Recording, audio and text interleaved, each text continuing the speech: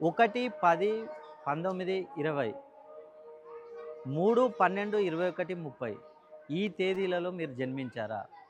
ఈ తేదీలలో జన్మించిన వారికి ఈ 2026వ సంవత్సరంలో అద్భుతంగా ఉండబోతుంది. ఎందుకు చెప్తున్నానంటే ఈ 2026 పరభవనామ సంవత్సరాన్ని గనుక మనం మొత్తం కూడినట్లయితే ఒకటో నంబర్ వస్తుంది. ఈ ఒకటో నంబర్ అంటే రవికి సంబంధించిన నంబరు. కాబట్టి రవి అంటే సూర్యుడు. ఈ సూర్య భగవానుని ఆశీస్సులు ఈ ఒకటో సిరీస్ వారిపై ఎల్లప్పుడూ ఉంటాయి. అదేవిధంగా ఈ మూడవ నంబర్ అంటే గురువుకు సంబంధించిన నంబరు.